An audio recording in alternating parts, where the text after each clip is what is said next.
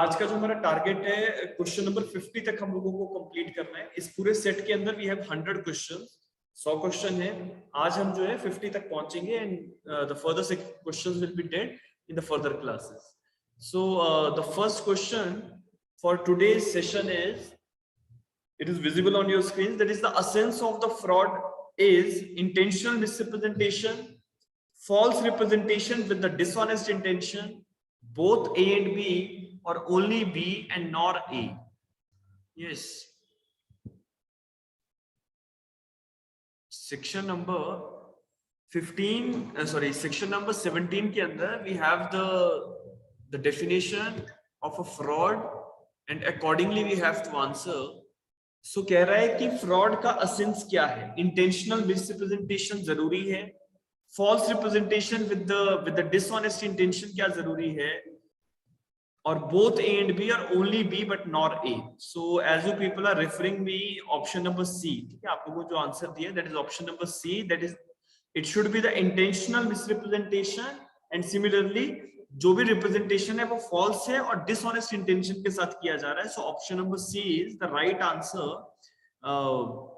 Because जहां तक हमारे फ्रॉड की बात है तो हम इसमें एक्सप्लेनेशन एक बार मैं रीड आउट कर रहा हूं, that a person making a false statement is not guilty for fraud if he honestly believes in its truth. ठीक है, अगर एक व्यक्ति को जो भी वो स्टेटमेंट दे रहा है उसको लगता है कि वो जो बोल रहा है वो सही है, तो वो जो भी रिप्रेजेंटेशन है वो फ्रॉड नहीं बनता है। तो फ्रॉड के लिए एक तो इंटेंशनल मिसरिप्रेजेंटेशन होना बहुत ज्यादा जरूरी है, दूसरा it must be with the dishonest intention.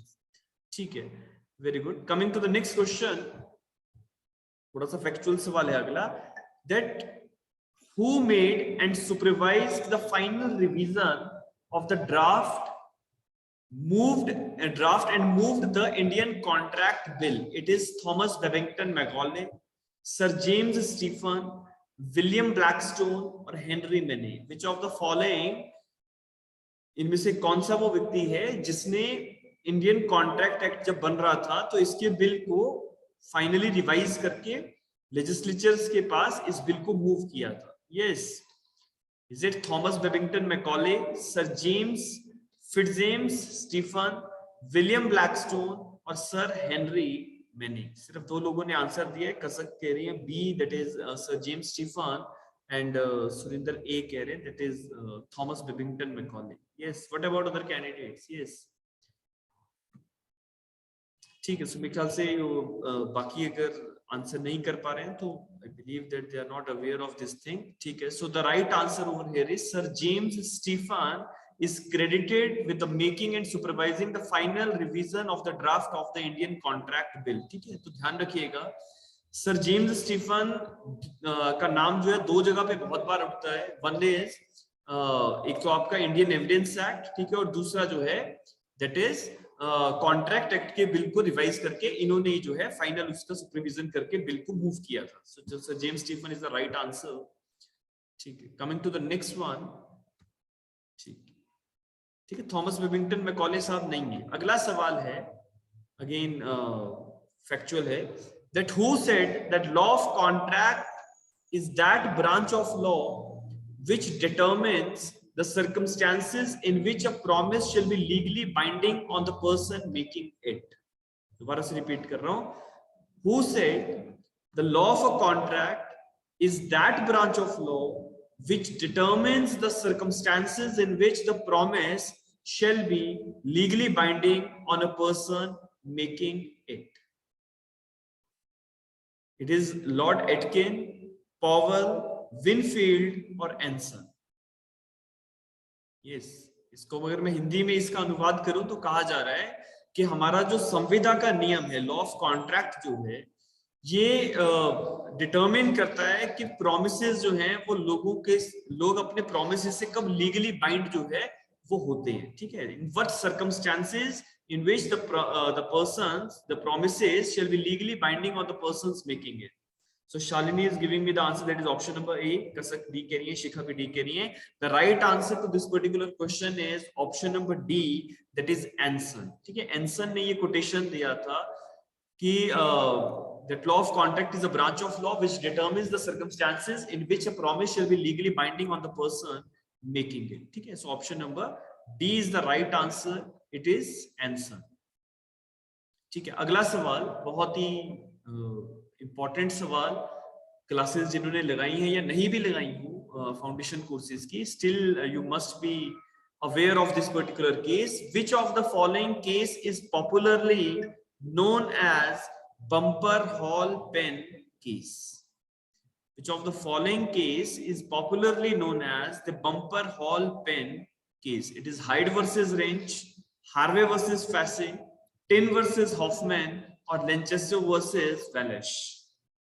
ठीक है, सो मेरे पास 3 आंसर्स आए हैं, 4 सभी लोग जो हैं वो बी की तरफ आ रहे हैं, that is Harvey versus Facey. Harvey versus Facey is the right answer to this question. ठीक है, बम्पर हॉल पेन जिसमें इनविटेशन टू ऑफर और ऑफर के बीच का एक छोटा सा डिफरेंशिया इस केस में जो था वो बताया गया था। तो Harvey versus Facey is popularly known as the Bumper Hall Pen case. अगला सवाल, ठीक है, which of the following provisions of the Indian Contract Act 1872 deals with the mirror rule? ठीक, कसक बहुत आज एक्टिव हैं। ऑप्शन नंबर सी पे आ रही है, that is section number 7। Shalini भी सी पे ही है। देखो, as far as section number 7 is concern, so section number 7 के अंदर एक प्रिंसिपल दिया गया है that whenever the acceptance is to be done, the acceptance must be absolute and unqualified। और absolute और unqualified का मतलब ये है कि जिस तरीके से ऑफर दिया गया था उसी टर्म्स में आपको वो ऑफर एक्सेप्ट करना होता है। अगर आप अपनी कुछ कंडीशंस लगा दें, कोई इफ या बट लगा दें, तो आपका जो एक्सेप्टेंस है वो वैलिड एक्सेप्टेंस नहीं है, rather it is to be considered as a counter offer. तो सेक्शन नंबर 7 के अंदर मिरर रूल ऑफ एक्सेप्टेंस रखा गया है। Mirror rule of acceptance means कि जैसा ऑफर आया है वैसे ही उस ऑफर को आपको एक्सेप्ट करना पड़ता है। So option number C, that is section number 7 is the right answer to this question. ठीक है, वेरी गुड। अगले सवाल पे आते हैं। The question is, A offered to sell his watch to B for rupees 5,000. However, B replied that he can purchase A's watch for rupees 3,000. B's reply amounts to, तो B ने जो reply दिया है वो क्या है? Counter proposal, cross proposal, linear proposal या constructive proposal? Yes, एक व्यक्ति कह रहा है कि मैं आपको अपनी वॉच जो है वो 5,000 में बेचूंगा। सामने वाले ने पलट के कहा कि नहीं, मैं इसे 3,000 में खरीदना चाहता हूं। So what is this? So it is, as you people are stating, option number A, it is perfectly fine. It is a counter offer और counter proposal from B's side. तो इसको जो है हम काउंटर प्रपोजल कहेंगे। ये cross offer नहीं है, लीनियर प्रपोजल, कंस्ट्रक्टिव प्रपोजल ये नहीं है। ठीक है, coming to the next one.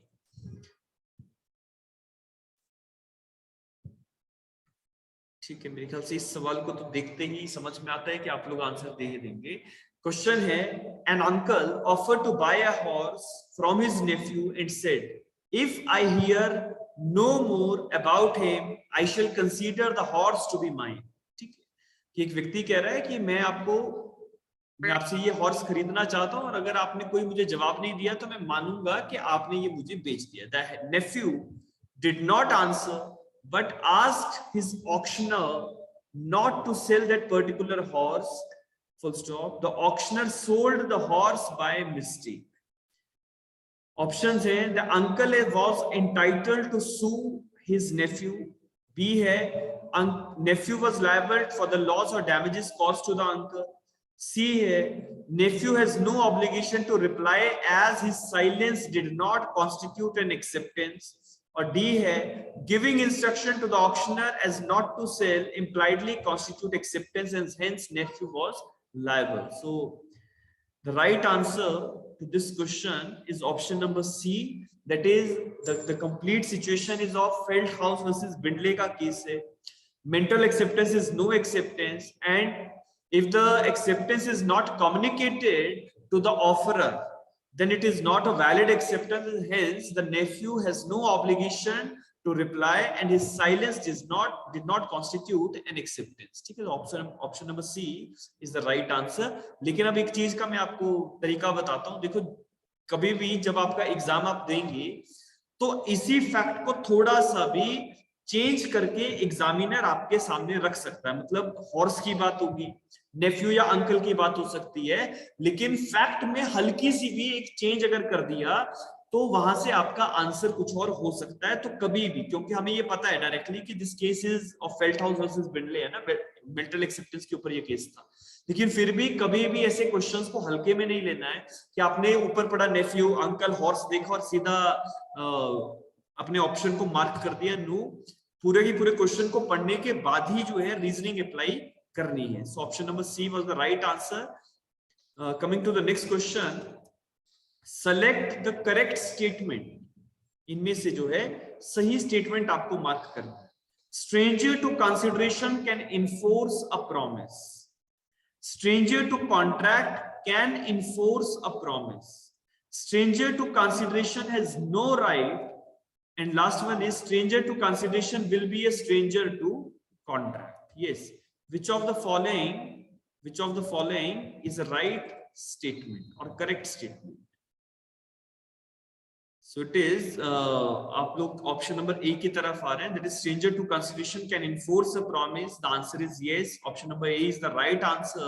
Reason behind this is that section number 2 clause D हमारा कहता है that as far as the contract act is concerned, consideration may move from the promiser or from any other person, और जो any other person है वो stranger to consideration है, stranger to consideration है, लेकिन that person can जो promise ही है basically, कभी कभी कंसिडरेशन डायरेक्ट प्रॉमिस ही नहीं देता है लेकिन कोई और व्यक्ति दे देता है, तो उस टाइम पे stranger to consideration is the promise himself but he can go for the enforceability of the contract. लेकिन अगर स्ट्रेंजर टू कॉन्ट्रैक्ट अगर कोई व्यक्ति हो तो वो व्यक्ति कॉन्ट्रैक्ट की इन्फोर्सिबिलिटी नहीं करवा सकता। So I am reading the explanation to this. लिखा है in India the principle of privity to contract is followed, however there is no application of the privity to consideration and therefore stranger to consideration may enforce a promise.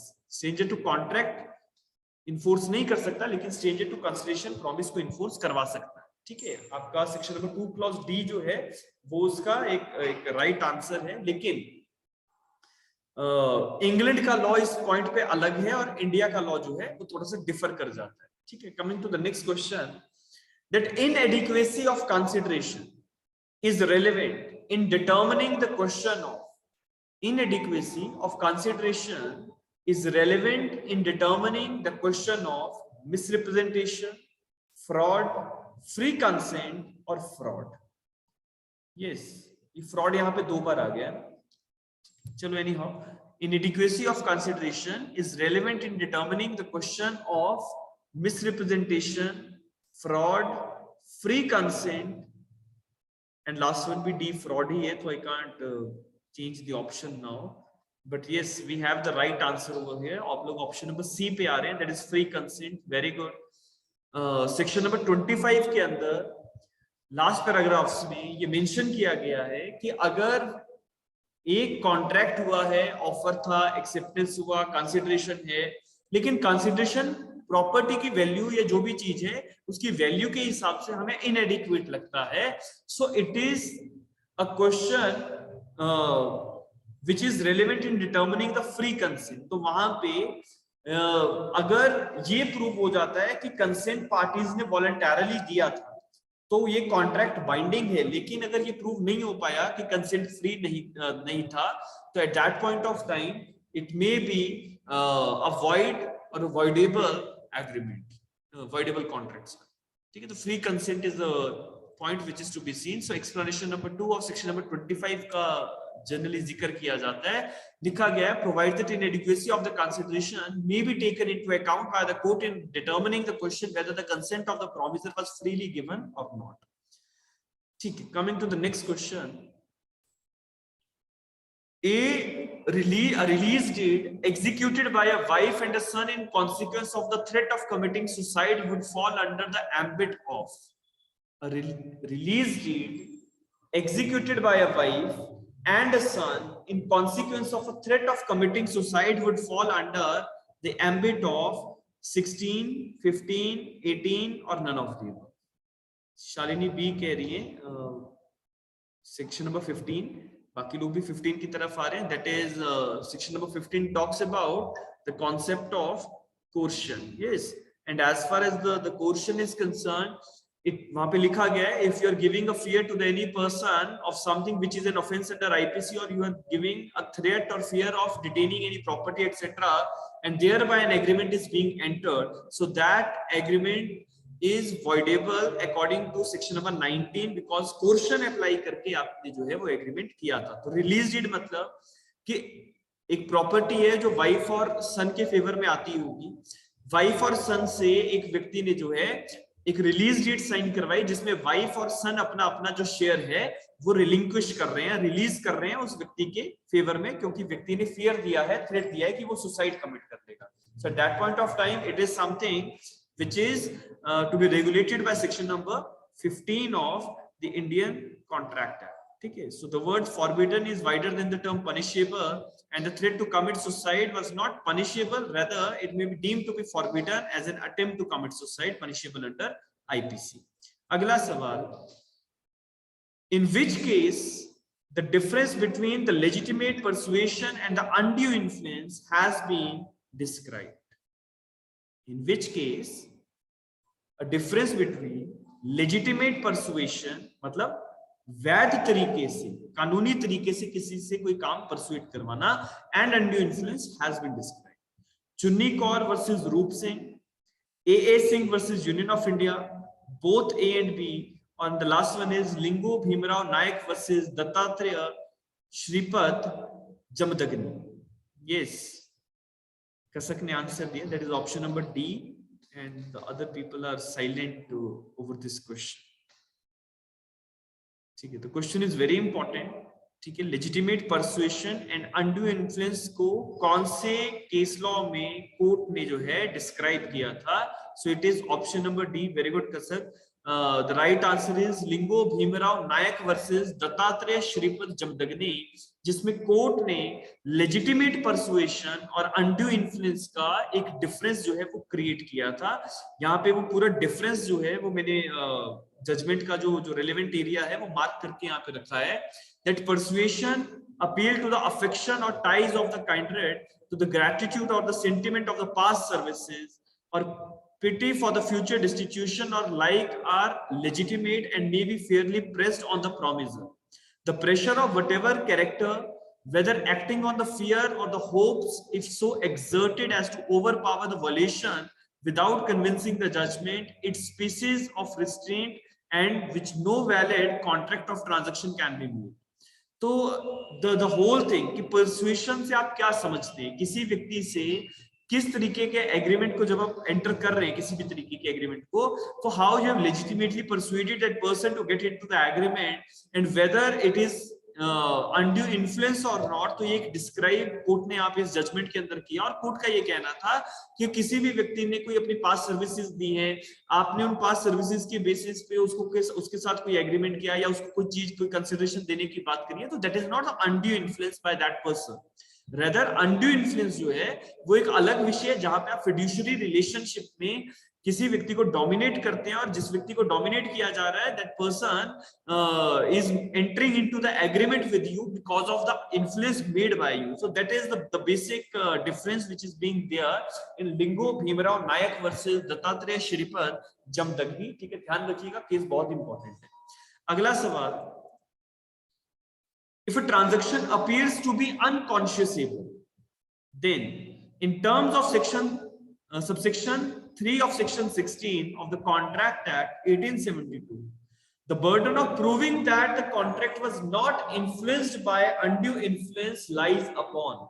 तो अगर एक अनकॉन्शियसेबल bargain हुआ है, transaction में अनकॉन्शियसेबल लगती है, जो prudent man नहीं कर सकता ऐसा दिखता है, तो बर्डन ऑफ प्रूफ करने का किसके ऊपर है कि अनड्यू इन्फ्लुएंस अप्लाई नहीं हुआ था. ऑप्शंस हैं, the person whose consent was caused by undue influence, the person who was in a position to dominate the will of the other, either party to the suit, और the person who firstly approaches the court of justice. Yes, I am getting the answer, that is B answer आप लोगों ने दिया है. That the person who was in a position to dominate the will of the other is a person who has to prove that he has not applied undue influence and there is no unconscionable bargain. So option number B is the very right answer. ठीक है, section number 16 section 3 के accordingly हमें जो है वो answer करना है कि जो भी व्यक्ति डोमिनेटिंग पोजीशन में होता है उसी व्यक्ति को प्रूव करना है कि उसने अनड्यू इन्फ्लुएंस नहीं किया है. अगला सवाल, an unconscionable bargain is such an agreement. Unconscionable bargain से आप क्या समझते हैं? सेक्शन नंबर 16 सबसेक्शन 3 कॉन्ट्रैक्ट से सवाल उठता है. As no sane man would make and no honest man would take advantage which is made to defraud the other party. Option number B कह रहा है. सी कह रहा है which causes irreparable losses to the other party. और D कह रहा है none of the. Unconscionable bargain in such agreement means what? What should be the right answer? No sane man would make and no honest man would take the advantage which is made to defraud the other party, which causes irreparable losses to the other party, or none of the above. As you people are giving me the answer, that is option number A. Option number is the right answer. Unconscionable bargain का मतलब ही यही है कि कोई भी prudent man, कोई भी sane man जो सोचने समझने की क्षमता रखता है, the person who has the capabilities to understand the nature of transaction, that person is not going to take the advantage over the other. So that is generally to be called as the unconscionable bargains. ठीक है, so as no sane man would make and no honest man would take advantage of that. ठीक है, option number is the right answer. Very good. ठीक है, आज बहुत अच्छे answer जो आप लोग दे रहे हैं. अगला सवाल, the presumption provided under section 16 subsection 3 of the Act of 1872 is discretionary, mandatory, obligatory or elective. Section 16 subsection 3 के अंदर जो प्रिजम्पशन रखा गया है वो प्रिजम्पशन कैसा है? Is it discretionary, mandatory, obligatory, or it is elective? So as you people are giving me the answer, that is, it is a mandatory presumption, because if there is an unconscionable bargain, the transaction which is not acceptable to a common man, तो ऐसी transaction जो है अगर हुई है तो it is mandatory for the court to presume that there was the application of undue influence, and hence option number B is the right answer. वहां पे shall word use किया है which indicates that the presumption is mandatory. अगला सवाल, who can raise the plea of undue influence? undue influence की plea जो है वो कौन व्यक्ति रेज करता है? either party to a suit, third party claiming adversely to such executant of the document or his representative in a state, or all of the above. Which of the following can raise a plea of undue influence?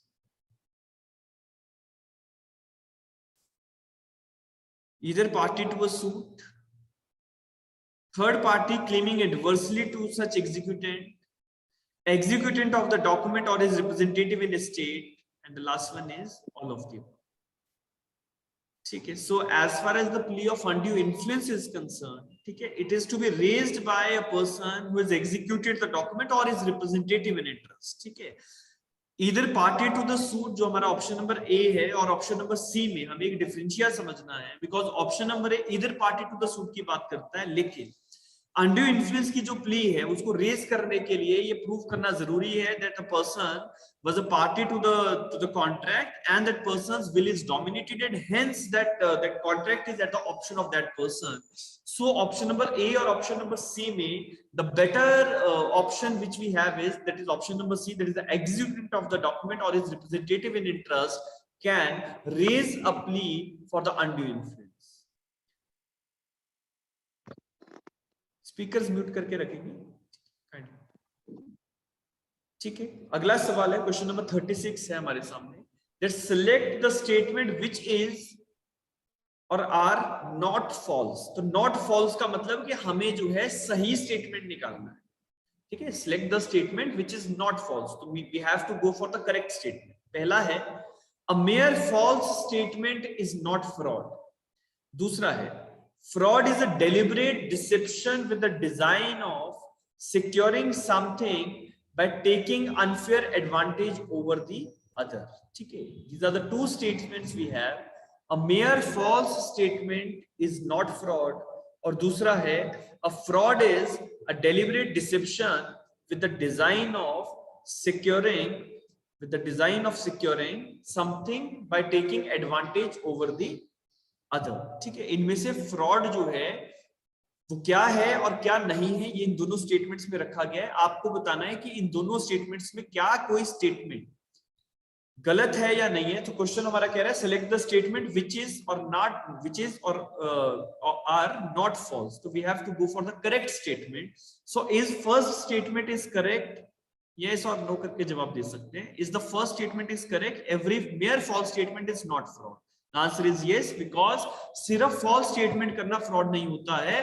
False statement के साथ additional things which are written in section number 17 वो साथ में चाहिए.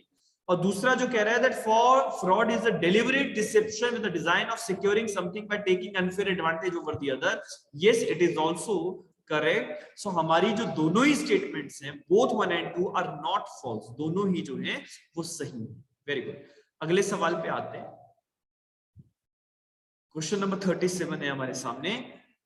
That which of the following instances does not amount to fraud. इनमें से कौन सी जो चीज है वो फ्रॉड नहीं कहलाई जा सकती. Number 1, concealment of a fact by the wife that she was suffering from a venereal disease.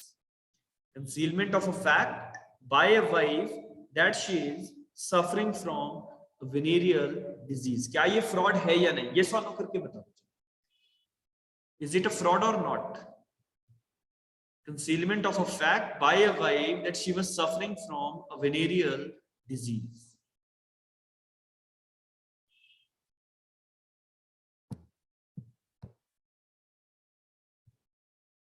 ठीक है, देखो. Is it not during the marriage there is a relationship of ubrima fide, utmost good faith है या नहीं? ये सवाल no करके जवाब दे सकते हैं.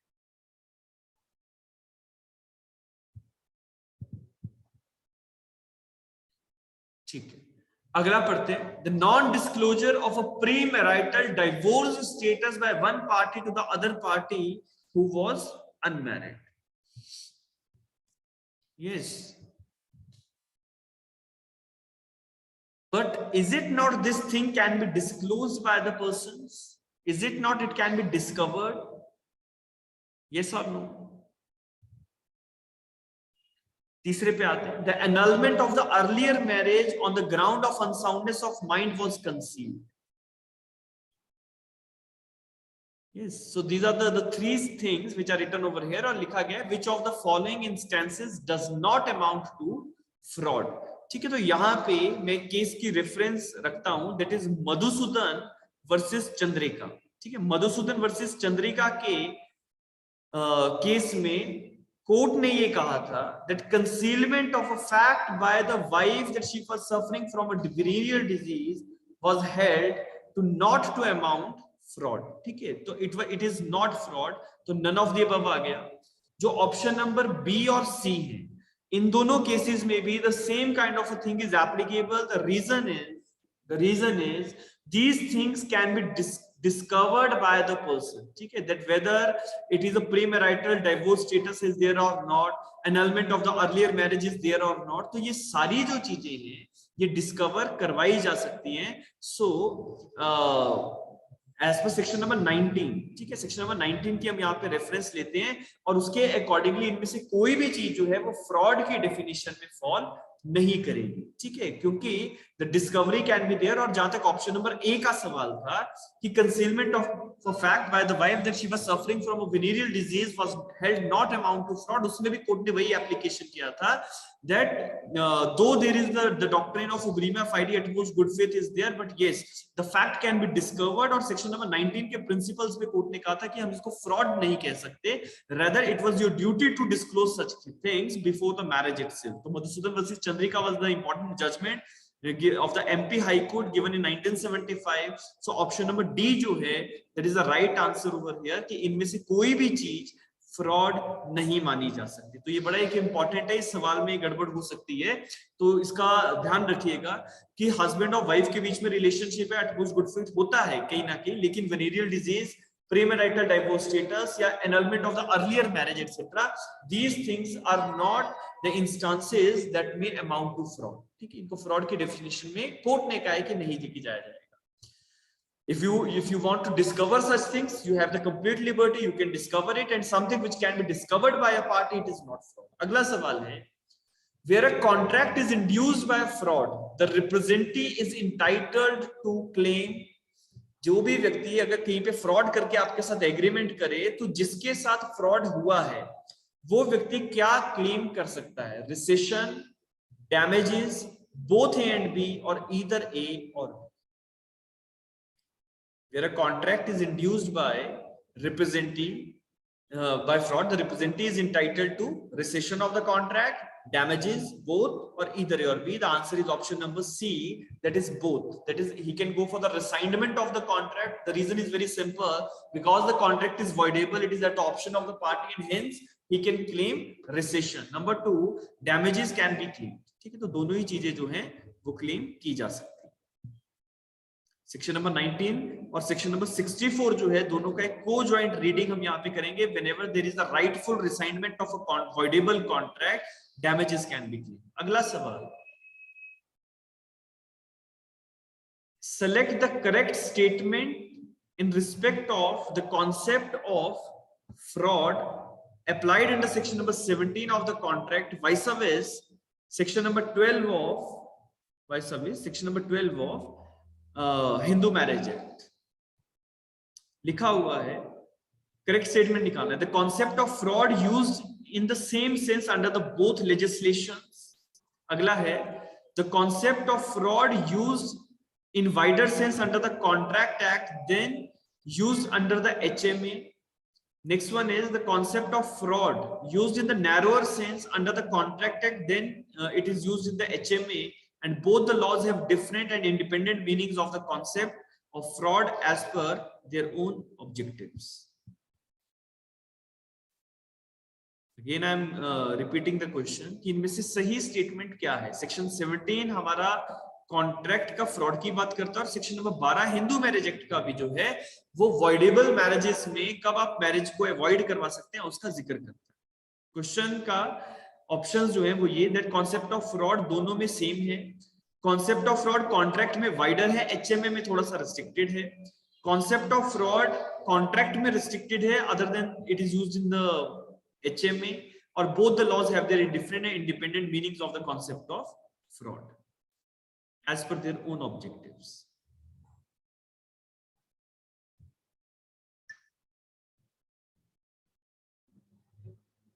ठीक है, so some of you are giving me the answer that is option number B, and few of you are also giving me the answer that is option number D.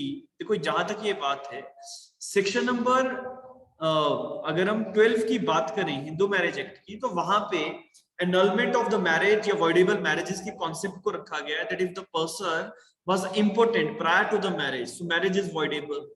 If the person was because of the reasons of insanity, recurrent attacks of insanity, he is not able to procreate a child, again in that particular case the marriage is voidable. If the marriage is done without any free consent, deception is there, so at that point of time also the marriage is voidable. और अगर जो lady है वो already pregnant है before the marriage and the thing was not in the knowledge of the husband at the time of the marriage, so still it is as per section number 12 ये voidable marriages हैं. और कहीं ना कहीं उसमें fraud का एक जो इंटेंट है वो हमें दिखता है.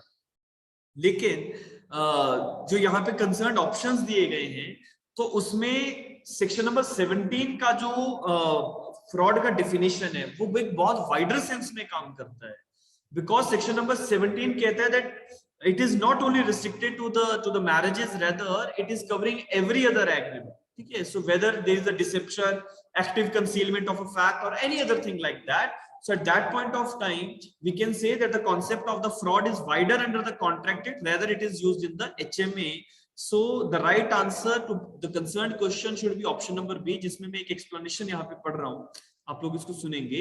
That is where the consent of one party to the marriage is obtained by fraud as to the nature of the ceremony or any material fact or circumstance concerning the other, the marriage is voidable at the option of the first party and can be annulled by the decree of nullity. The concept of fraud for this purpose is not used in the same sense as defined in section number 17 of the Contract Act. The concept of the fraud under contract is wider than fraud in relation to HMA of 1955. तो yes, to some extent both are independent, लेकिन कहीं ना कहीं एक overlapping जो है वो भी दिखती है. तो हम ये जो आपका ऑप्शन नंबर डी है, that is both the laws have the different independent meanings of the concept of fraud, ऐसा नहीं हम कह सकते, though there are certain overlappings also, because objectives no doubt अलग है, लेकिन कंप्लीट इंडिपेंडेंट नहीं है. ओवरलैपिंग जो सेक्शन 17 के अंदर जो भी चीजें रखी गई है, कहीं ना कहीं सेक्शन नंबर 12 में भी उसका एक स्लाइड जो एक शेडो है वो दिखता है. So the right answer to this question is option number B, कि जो हमारा सेक्शन 17 का कॉन्ट्रैक्ट एक्ट के अंदर फ्रॉड का मीनिंग है वो एचएमए में सेक्शन 12 से थोड़ा सा ज्यादा वाइडर है. So option number this B is the right answer. अगला सवाल, the student while filing a university examination form did not mention the fact of his shortage of attendance although he knew that he was short of attendance. एक व्यक्ति है, examination form fill कर रहा है, 75% attendance नहीं था लेकिन लिख दिया कि अटेंडेंस पूरा है. तो इस केस में what is the thing which is there?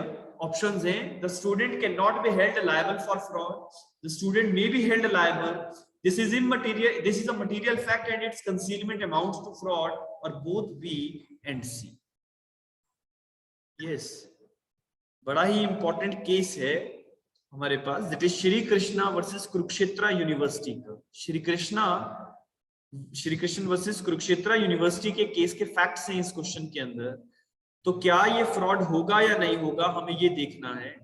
तो कोर्ट ने जब डिसीजन दिया था तो कोर्ट ने कहा था कि उस व्यक्ति ने शॉर्ट अटेंडेंस होने के बावजूद एग्जामिनेशन फॉर्म में ये लिख के भेज दिया कि उसकी अटेंडेंस पूरी है, और वो व्यक्ति जो है बिकॉज ऑफ दिस रीजन, ठीक है, वो उसने एग्जामिनेशन फॉर्म अपने फिलअप कर लिए, बाद में पेपर भी देने बैठ गया. तो ये फ्रॉड होगा या नहीं होगा? तो कोर्ट ने सेक्शन नंबर 19 के प्रिंसिपल को अप्लाई किया, और कोर्ट ने कहा कि अगर व्यक्ति अपनी तरफ से फॉल्स फैक्ट को उनके सामने रखता है तो क्या उनके पास ये चीज है नहीं कि वो डिस्कवर कर पाए कि whether the attendance is there और नॉट. ठीक है, so it is the university's duty to cross check that whether the attendance is short or not. So court ने कहा कि they were the means of discovering the truth and hence it is not fraud. तो section number 19 का principal हमेशा ही साथ में चलता है, साथ में ही चलेगा.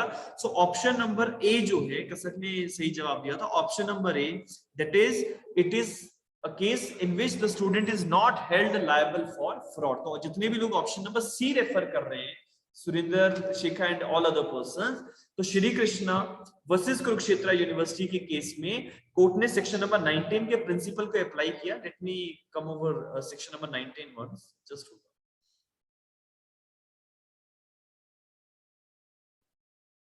It's very important section and you can't avoid this, है ना. सेक्शन नंबर 19 अगर आप देखें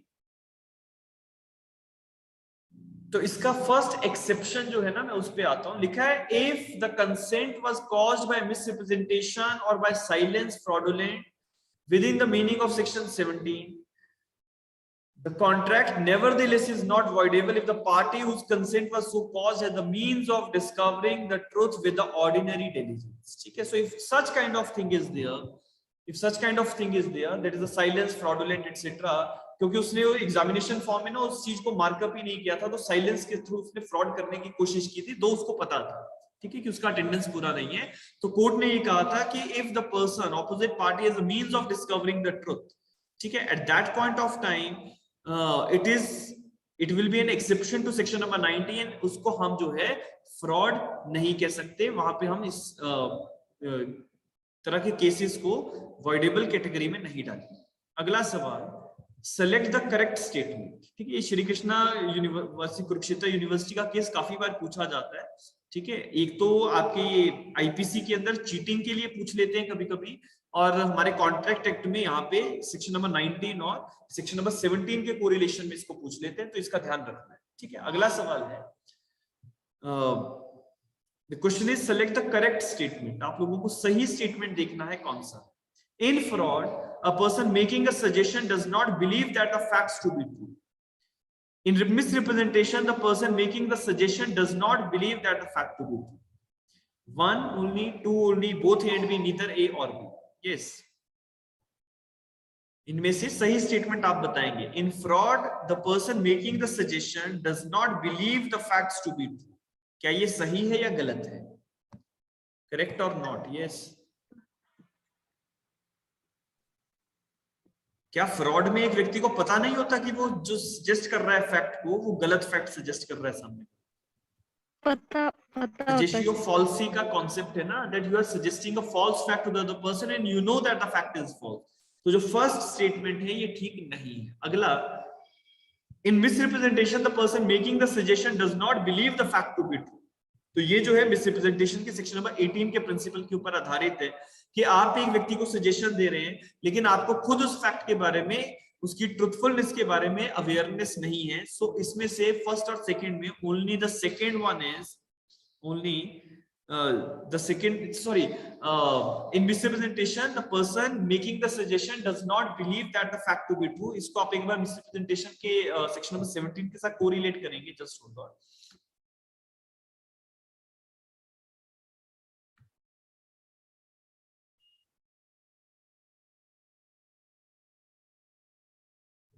Yeah, so यहाँ पे लिखा है that a positive assertion in a manner not warranted by the information of a person making it of that which is not true though he believes it to be true. कि उस व्यक्ति को तो ये लग रहा था कि जो भी वो कह रहा है वो सही है लेकिन एक्चुअली वो सही नहीं था. तो मिसरिप्रेजेंटेशन से जो इसका जो सेकंड स्टेटमेंट है वो रिलेट नहीं कर रहा है because that person is believing that fact to be true, but यहाँ पे लिखा है the suggestion does not believe it to be true. तो इनमें से फर्स्ट और सेकंड में से दोनों ही स्टेटमेंट्स जो है वो ठीक नहीं है. So option number D should be the right answer. ठीक है, लिखा हुआ है यहाँ पे that is a principal difference between the fraud and misrepresentation is that in the former case the person making the suggestion does not believe it to be true and in the later he believes it to be true, but though in both the cases there is a misstatement of a fact which misleads. तो इसमें जो option number D है कि इनमें से दोनों ही statements गलत है, that is the right answer. अगला सवाल अगेन फ्रॉड और मिसरिप्रेजेंटेशन से ही रिलेट कर रहा है.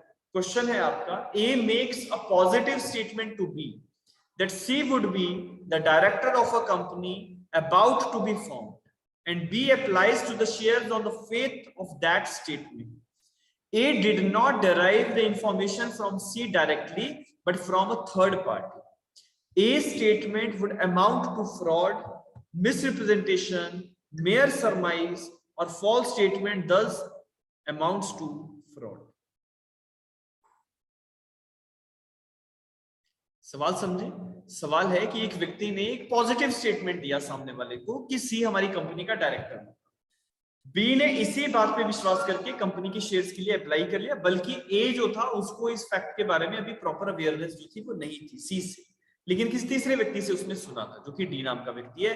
तो ए का स्टेटमेंट फ्रॉड होगा, मिसरिप्रेजेंटेशन होगा, मेयर समराइज है या सरमाइज, या फिर false statement that does not amounts to fraud. So in the given case there is no intentional fraudulent misrepresentation, so hence it is not fraud, rather it is merely a misrepresentation because you are not aware of the fact but still you are believing it to be true.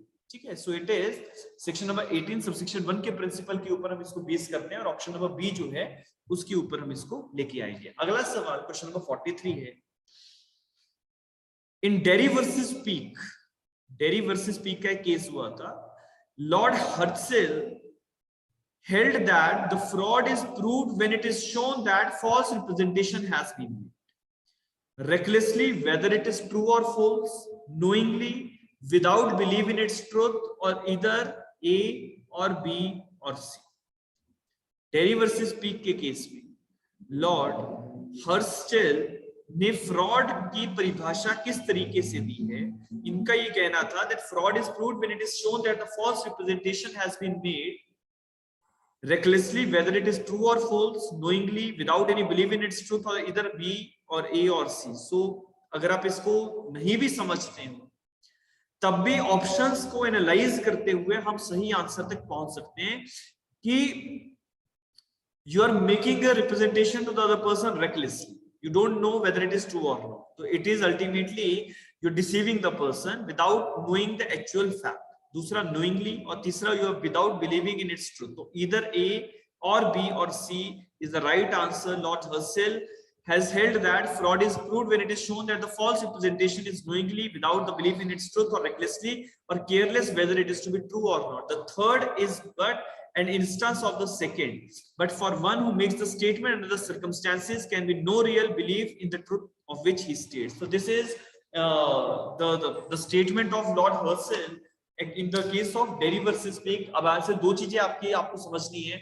Derry versus Peake का case एक तो fraud के साथ relate करता है और दूसरा the case is given by Lord Herschell और तीसरा कि लॉर्ड हर्सेल ने फ्रॉड को परिभाषित करते समय क्या चीजें कही थी. तो इट इज एवरीथिंग. जो तीन स्टेटमेंट्स यहाँ पे लिखे तीनों ही यहाँ पे इंक्लूड की जा रही है. अगला सवाल बहुत important. Who said public policy is an unruly horse and when you once outside it you never know whether it will carry you? Yes, Julius Stone, Anson, Justice Borrow or Lord Sumner. Who has given this statement that is public policy is an unruly horse? Yes, public policy is an unruly horse.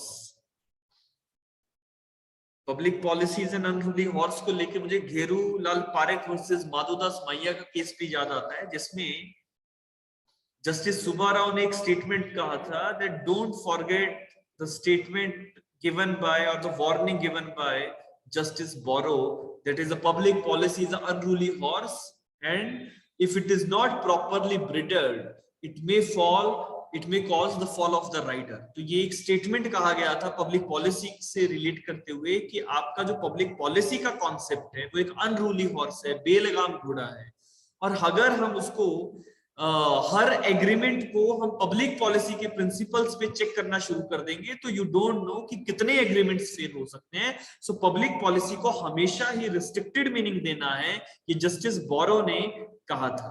ठीक है. And can any one of you refer the name of the case? Yes, any one of you who can refer me the name of the case?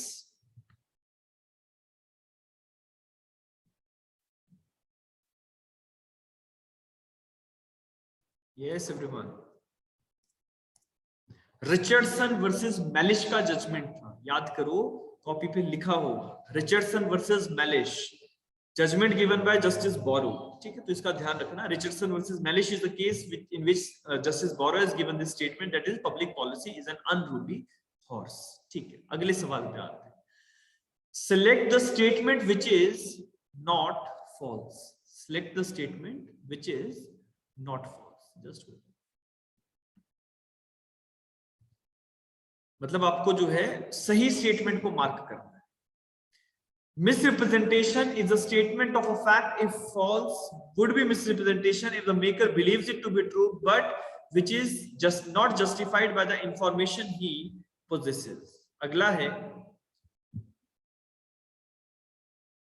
any breach of duty which gains an advantage to the person committing it by misleading another to the prejudice, thereby there being no intention to deceive. तीसरा, dishonestly caused a party to an agreement to make a mistake as to the substance of a thing which is subject to an agreement. तो ये तीन statements हैं. ठीक है, आपको बताना है कि इनमें से मिसरिप्रेजेंटेशन कौन सी चीजों को इंक्लूड करता है. सेक्शन नंबर 18 के अकॉर्डिंगली हमें इसका आंसर देना है. 18 के अकॉर्डिंगली क्या सेक्शन नंबर 18 के अंदर मिसरिप्रेजेंटेशन करते समय की डिसऑनेस्ट इंटेंशंस दिखती हैं? Answer can be given by you people. Misrepresentation जो है वो innocent होता है या dishonestly होता है? Does it is an innocent misrepresentation or it is a dishonest representation? Innocent होता है ना. तो ऑप्शन नंबर ये जो स्टेटमेंट नंबर सी है इसमें dishonestly वर्ड यूज किया है, so it is not correct. Rather the other two statements are directly related with section number 18 of the contract and hence option number ए जो है 1 and 2 only is the right answer. ठीक है, because 18 के 3 की यहाँ पे रेफरेंस दी गई है जिसमें लिखा गया है that misrepresentation includes causing a party to an agreement to make a mistake as to the substance of a thing which is subject to the agreement even though done innocently लिखा हुआ है innocently। Section number 18 बहुत important है। देखो ये ऐसा section है जो बच्चे पढ़ते नहीं है, लेकिन यहाँ से सवाल हमेशा कभी कभी जब आता है तो गड़बड़ हो जाती है। सेक्शन 18 के बेरेक्ट में जो कुछ भी लिखा है, ठीक है, मतलब बेरेक्ट की लैंग्वेज जो भी है आपको उसको फॉलो करना पड़ेगा। अगला सवाल, a positive assertion of an act may be termed as misrepresentation when such fact is made or adopted by a party to a contract and it is untrue and the assertion is made fraudulently, carelessly, innocently, or either A or B or C. Yes. What is the right answer? दोबारा से मैं पढ़ रहा हूं। कह रहा है the positive assertion of an act may be termed as misrepresentation, when such statement is made or adopted by a party to a contract and it is untrue and such assertion is made fraudulently, carelessly, innocently, or either A, B or C. यहां पे आप गड़बड़ कर जाओगे। Yes, ठीक है, कसक ने जवाब दिया, that is option number D. अब पॉजिटिव असर्शन जब वर्ड आ गया ना, positive assertion, it means you are believing over that statement, ठीक है। Positive assertion may be termed as misrepresentation when such fact is made or adopted by a party to a contract and it is untrue and such assertion is made fraudulently, innocently, or it is carelessly, or either A, B or C. The right answer is option number D. A misrepresentation is a positive statement of a fact which is made or adopted by a party to a contract and it is untrue. It may be made fraudulently, carelessly और innocently. ये एक English case था जिसमें ये quotation दिया गया था, तो उसी के आधार पे ये जो आंसर है वो हम यहाँ पे रख रहे हैं, that is option number D जो है, दैट इज फ्रॉडुलेंटली, केयरलेसली और इनोसेंटली, तीनों ही वर्ड्स आएंगे।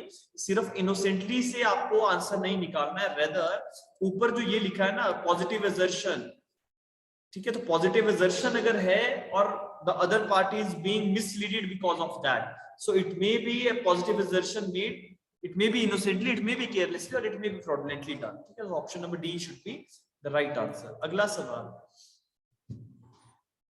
as per the provisions of section 18 of the Contract Act, who among the following is entitled to obtain relief? Section number 18 misrepresentation में बहुत सारे सवाल discuss कर रहे हैं ताकि आप कहीं पे भी एरर ना कर जाएं। सेक्शन नंबर 47 जो है, क्वेश्चन नंबर 47 कह रहा है कि सेक्शन नंबर 18 किस व्यक्ति को रिलीफ क्लेम करने के लिए इंटाइटल करता है? A person to whom the representation is directly made and their principals, the person to whom the represented intended the representation to be passed on, the members of a class at which the representation was directed, or all of the above.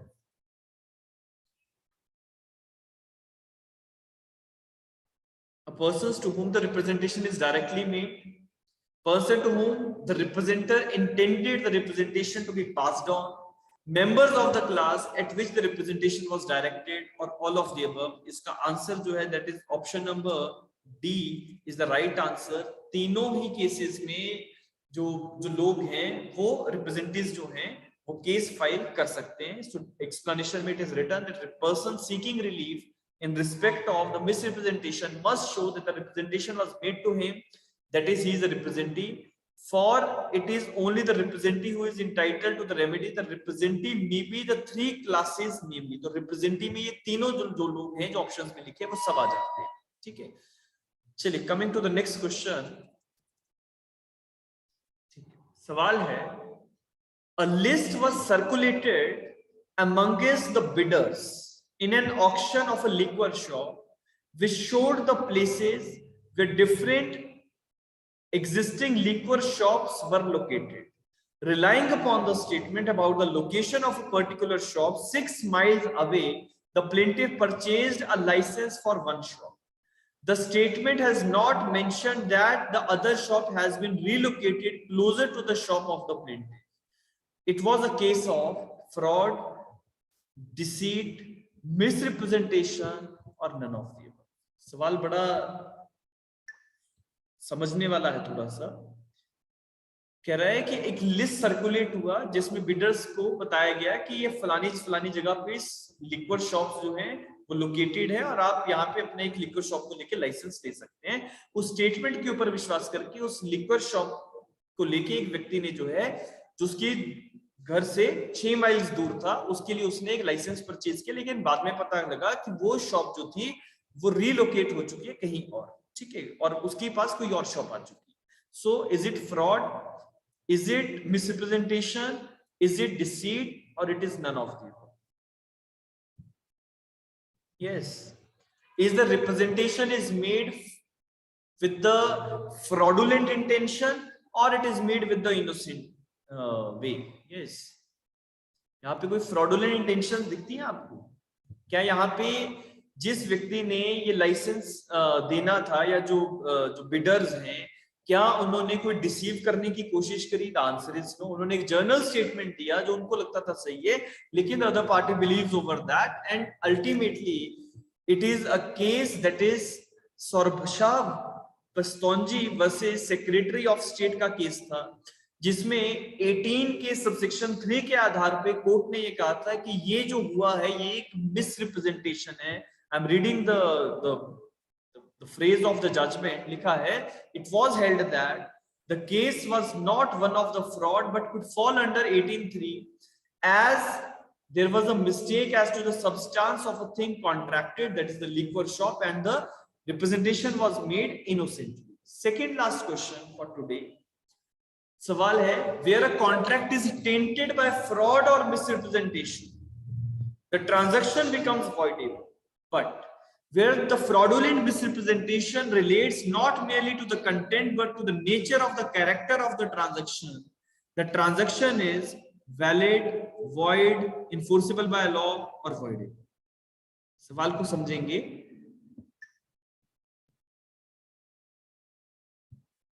Where the contract is tainted by fraud or misrepresentation, the transaction becomes voidable, but where the fraudulent misrepresentation relates not merely to the contents, but to the nature of the character of the transaction is valid, void, enforceable by law or voidable.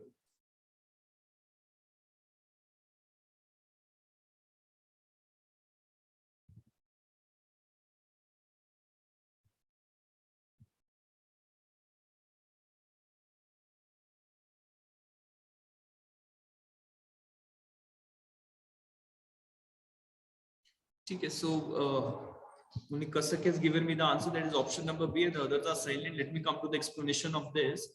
देखो explanation कहता है इस चीज का कि where there is a fraudulent misrepresentation relates not merely to the contents but as to the nature of the transaction, nature of the character of the transaction is void as it will hit by the foundation of the agreement itself. तो अगर एक व्यक्ति ने कोई agreement किया, fraud या misrepresentation था, तो फ्रॉड या मिसरिप्रेजेंटेशन से टेंट होने की वजह से, अफेक्ट होने की वजह से वो एग्रीमेंट तो आपका वॉइडेबल था। लेकिन जो ऊपर एक चीज लिखी है दैट इज वेरी इंपॉर्टेंट, कि जहां पे ये फ्रॉडुलेंट मिसरिप्रेजेंटेशन जो था वो सिर्फ कंटेंट से रिलेट नहीं करता था, rather it is relating to the nature of character of the transaction itself, कि जो भी आपने ट्रांजैक्शन की बात करी थी वो डायरेक्टली जो थी वो फ्रॉडुलेंट मिसरिप्रेजेंटेशन है, तो ऑल टुगेदर वो कंप्लीट ट्रांजैक्शन जो होता है वो वॉइड माना जाता है, because the subject matter is not existing and hence the transaction is void as it will hit by the foundation of the agreement, because एक एग्रीमेंट की फाउंडेशन के लिए सब्जेक्ट मैटर का होना बहुत ज्यादा जरूरी है, और अगर सब्जेक्ट मैटर को लेके ही फ्रॉडुलेंट मिसरिप्रेजेंटेशंस की गई है तो ट्रांजैक्शन ऑल टुगेदर void रहता है।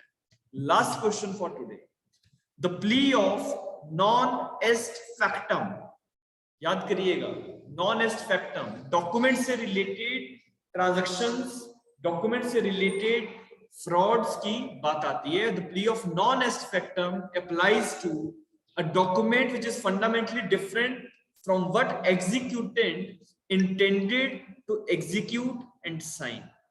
Party to a contract gives consent owing to fraud, lack of consideration, and the last one is consent caused due to undue influence.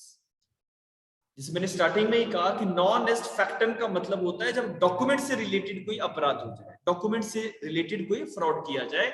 जैसे कि आपने एक व्यक्ति की एक डॉक्यूमेंट पे सिग्नेचर ले लिया और उसको कहा कि ये एक कोई कॉमन डॉक्यूमेंट है जिसपे रेगुलर सिग्नेचर जाते हैं, लेकिन आपने उसकी सील डीड पे साइन करवा दी, तो that is a document which is fundamentally different from the which the executant intended to execute or sign। तो क्योंकि ये बिल्कुल ही डिफरेंट डॉक्यूमेंट है कि वो व्यक्ति साइन किसी और चीज पे कर रहा है, एक्चुअली वो डॉक्यूमेंट कोई और है, तो इस केस में नॉन एस्ट फैक्टम का प्रिंसिपल अप्लाई करता है, मिस्टेक का प्रिंसिपल अप्लाई करता है, and hence the complete transaction is void. ठीक है, मिस्टेक का प्रिंसिपल अप्लाई करता है, नॉन एस्ट फैक्टम का प्रिंसिपल अप्लाई करेगा, the transaction is all together void.